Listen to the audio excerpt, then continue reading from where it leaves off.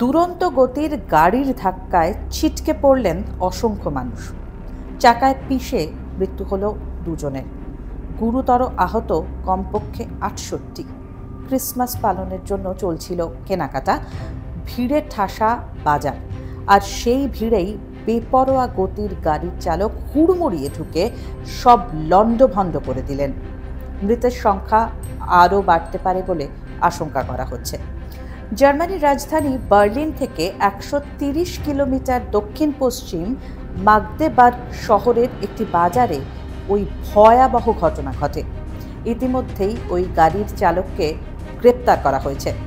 জানা গিয়েছে তিনি সৌদি আরবের এক ডাক্তার। তার সম্পর্কে উঠে এসেছে একের পর এক চাঞ্চল্যকর তথ্য। সেই সব তথ্যই আপনার সামনে এই সময় অনলাইনের আজকের নিউজরুম আপডেট।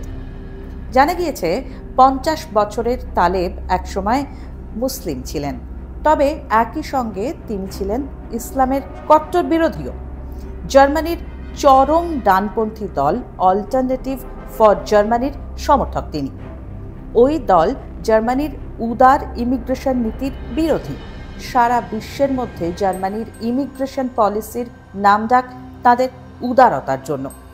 জার্মানিতে আশ্রয় চাইতে আসা মানুষকে সাধারণত ফেরায় না সে দেশের সরকার।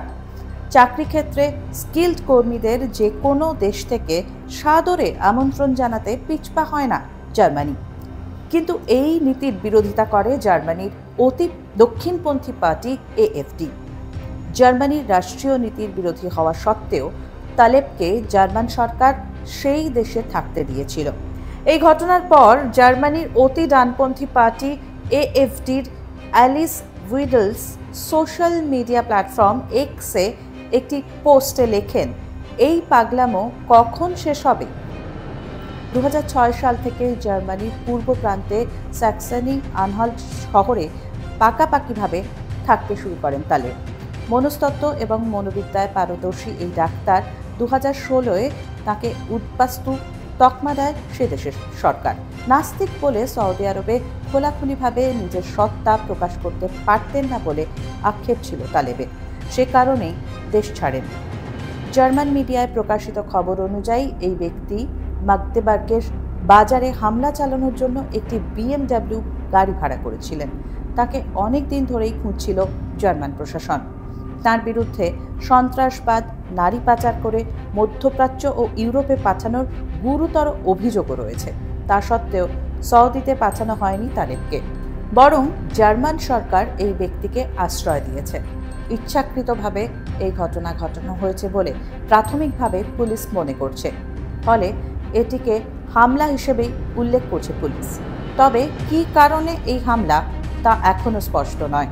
ঠিক ভিড়ের মধ্যে কেন নির্বিকারভাবে একের পর এক মানুষকে তিনি ধাক্কা মারলেন তা জানতে জিজ্ঞাসাবাদ করা হচ্ছে সৌদির ওই ডাক্তারকে।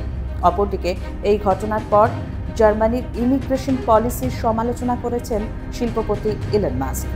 একটি এক্স পোস্টে তিনি লেখেন, একমাত্র এএফডি জার্মানিকে বাঁচাতে পারে।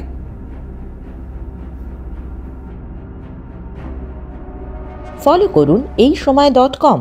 আপডেটেড ভিডিও স্টোরির জন্য সাবস্ক্রাইব করুন আমাদের ইউটিউব চ্যানেল।